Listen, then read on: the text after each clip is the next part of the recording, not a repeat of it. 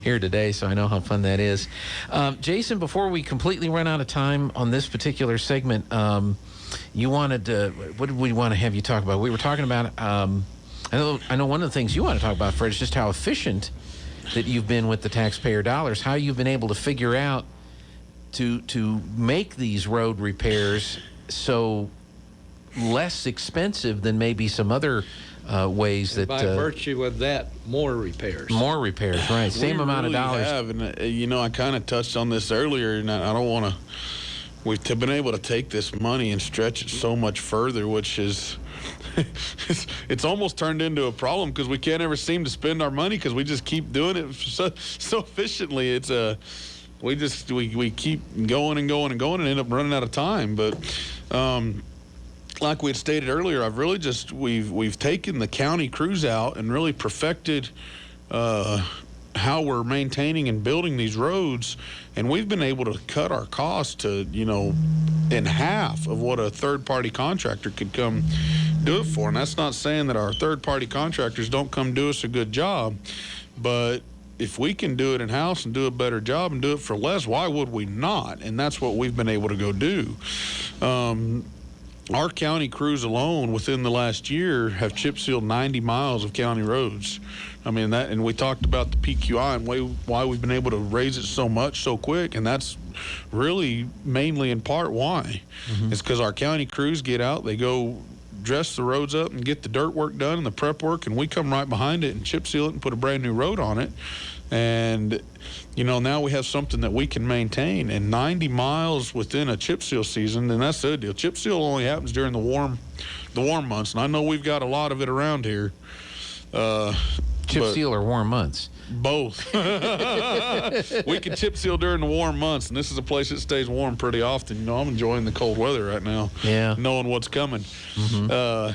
But as soon as it gets warm enough to chip seal, we're out there and we're going. So, and that's kind of why I said earlier, we've really kind of pulled off the potholes and gone to putting meaningful fixes and just completely fixing the entire road. Mm-hmm. And that's how we were able to get that 90 miles for the reduced or the more efficient cost of the county crews doing it. And it gives you that sense of ownership. My guys can go do it. It's the county fixing county roads. And that's the way it should be. And I'm all about local business, but I'm also about efficiency of taxpayer dollars. Mm-hmm. Just because we have $1 million doesn't mean we need to go spend $1 million on something. It means we need to go spend it, and go fix 4 roads. We need to stretch it as far as we can, and that's what we've been doing. And we've been able to update a lot of our equipment with those cost savings, and the county commission has been more than supportive when we come in and say with the initiatives and the plans, as long as we can explain to them how it's in the benefit of the county and the taxpayers, and they jump right on it. And that's something that we really, I guess I can't say nothing, but it's something that I feel the county didn't have up until this new commission's come on. Let me ask you this: Are there calls that come into your department that might people think are associated with roads, but are really in another department? But people say that you should be doing this or you should be doing that. The biggest call we get is they call in and ask when we're going to fix the DOT roads. We have to kind of gear them towards Roswell a little bit. But DOT, I'll tell you, they really have been good partners here recently with us, and they've committed a bunch of funding to us, and they've really been good to work with here recently. And they understand our need and have really put forth the commitment and effort to being good to southeastern Eddy County. That's good. So the other thing that the Public Works deals with, and I'm sure we can talk about this, another one of our quarterly updates, is we deal with the landfill and the illegal dumping. Okay. So, and that's another big initiative that we've had within the county, and we can go into a whole deal on that, but we do get a lot of calls on that, and we've really put forth the effort and the initiative to put a stop to that as well. So we've had 2 major, fronts going at the same time with the roads and the illegal dumping. That we've really worked with. So yeah, that is a problem for sure, and it's not that there isn't anything being provided for folks to have a place to dump this stuff, but and just flowers are the big thing I see out there everywhere, and I'm noticing I don't see as many of them. You guys are picking them up, and what's that, Fred? Tires. Okay. Yeah.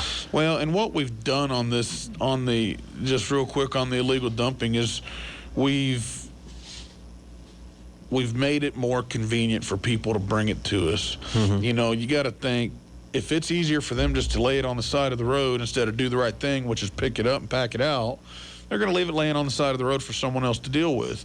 But if we can make it to where the argument is, it's right there. Why would you not? They'll usually do it. And that's the same thing with the tires is, prior to me coming on, the mindset was, well, we're not going to deal with tires. They didn't know what to do with them. We're just not going to take them. No, we fixed that. Our new initiative with Eddy County Public Works and the landfill and the convenience stations is if you load it up and bring it to us, we're going to take it. I mean, if it's...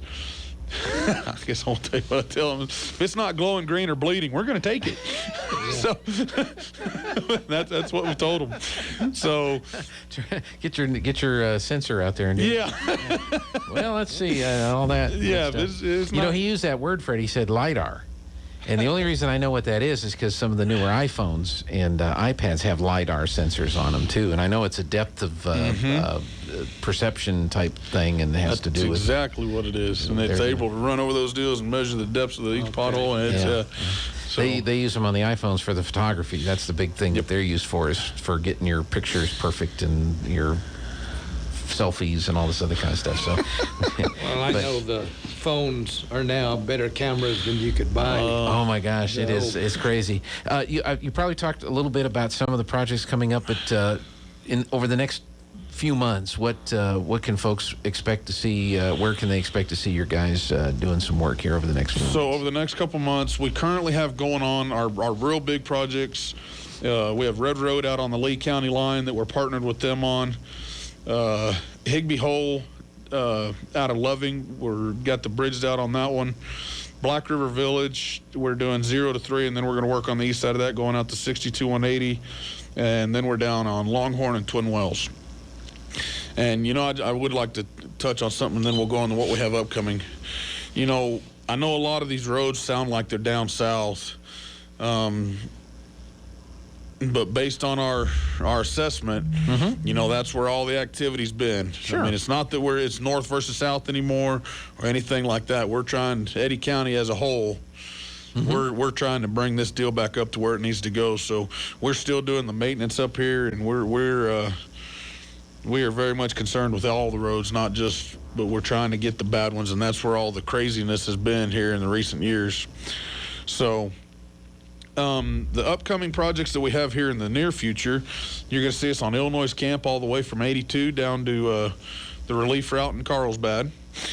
We're going to be looking at Armstrong and Rocking Our Red Road here probably next summer. We're not going to get to those this summer. Those will be a 22 project. We'll squeeze them in this year if we have the funds and the time.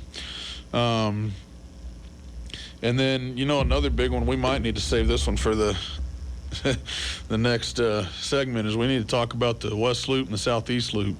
Right. Those are some big initiatives we have down around Carlsbad that those are both coming here in the very near future. Yeah. So I know they've been... Finally. I know they've been... I was talking to a previous commissioner yesterday, and he mentioned that was something they were trying to get done over 10 years ago when he was on the commission. So, but this is in the works and it's coming. So that's good. It'll be good for Artesia. They can just totally bypass Carlsbad if they're going to El Paso.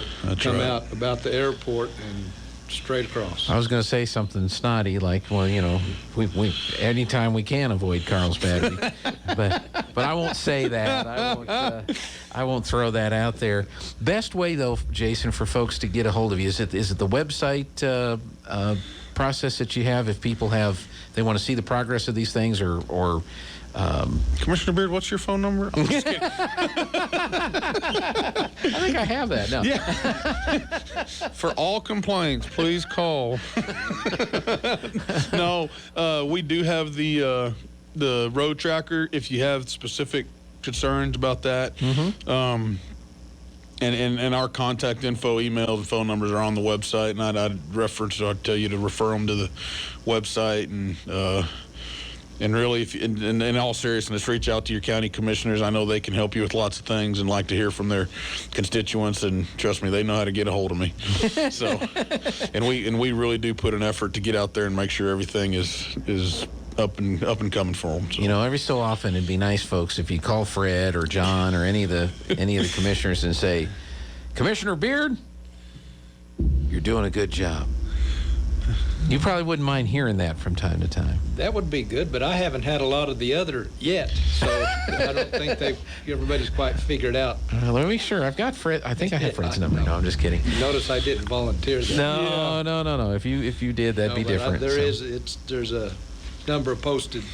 I've got a commission phone. The number posted on the website. So. There you go. There you go.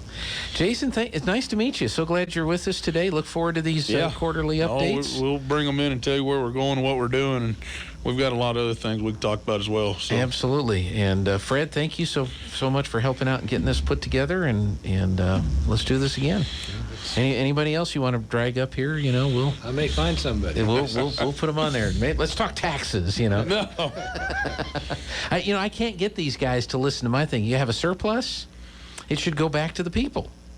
But I can't get that. Doesn't seem to go anywhere when I mention that. They keep talking about rainy day funds and setting it aside and doing all this, and I'm like, no. How about a check back? You know, there's plenty of roads out there. Let me tell you, there's. They can always find something that it's needed for. It really does, and we do have. You know, the roads have been a major deal, but there are other issues in the county that are going to cost. You know, the deal about roads can be broken up into phases and be done, you know, here, part, yonder, and we can usually make a set of funding fit a road somewhere. They've got some big initiatives coming up. They're going to have to spend some big chunks of change on here and actually do some deals, and I'm sure they'll talk about that. But there's lots of issues in the county and all them deals. Well, something else we might talk about. Wood says the loops have been talked about since 1990, just for reference. That's how long it's been discussed. So that's 31 years. So that's a long time. No, one of the things we can talk about on some future updates too is that from time to time we do get rain. And from time to time, the rain is sufficient enough that you have washouts and stuff like that. So we'll save it for next time. But I'm assuming part of what you do when you build a road is not only fix it, but maybe put in some things that help in the event that you get some heavy rain. We do. We try to, and like I said, we'll go more into that. You know, you can't prepare for everything, but you can certainly prepare for most of it, and at least try to be somewhat ready to go. All right, gentlemen, thank you so much. We do really appreciate it. Appreciate the work you're doing, and we'll talk to you again real soon. Thank you for having us. Thank you, sir. All right, thank you. Let's there's snow